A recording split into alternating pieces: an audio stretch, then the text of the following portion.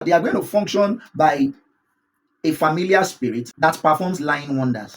A familiar spirit is a spirit that is like what is going on in the church, but is not what is going on in the church. So a familiar spirit can act as though it's casting out devils, but it's not casting out devils. You see, you can't cast out Beelzebub with Beelzebub, but you can do drama. So familiar spirit can start doing deliverance service. Familiar spirit can start doing Sunday service. Familiar spirit can start doing believers gathering.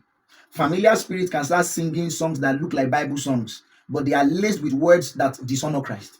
Familiar spirit can mimic the church, but familiar spirit is not of Christ, is not of the church, but can even creep into the church. And I make bold to tell you that familiar spirit is already on some pulpits, because the familiar spirit is difficult to know if care is not taken. If there's no discernment, you will not know. Why? They speak sweet words, and they can deceive the very elect if care is not taken, because familiar spirits are very intelligent. They know what you easily agree to, and they know that once you buy into those things, you will let your guard down. You will forget about discernment. Never let down your guard, even in the midst of brethren. Are you hearing me?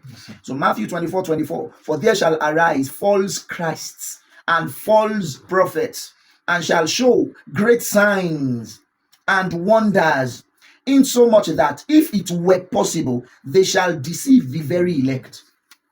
Notice what it says familiar spirit will show. Number one, great signs. Number two, wonders. And then the end point is what? Deception.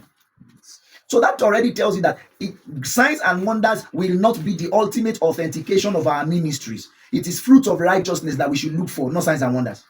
Now, according to scripture, we know that by many infallible proofs, we see that it was, verified the veracity of Jesus being the Christ. But make no mistakes about it. Although God can approve of a man's ministry by signs, wonders, and miracles following, like he also did even the apostles. But miracles, signs, and wonders are not the ultimate test for the presence of God and the approval of God upon a man and his ministry. Look for fruits of righteousness and faithfulness to the scriptures.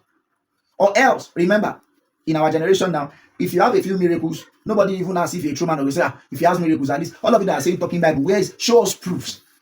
Make no mistakes about it. When we stand before Jesus on the last day, these false prophets will stand and they will not say, did we not teach righteousness in your name? No, did we not cast out devils in your name? Meaning there is a level it gets to where it actually they will be casting out devils, but it will be in his name, but they are not secure in him.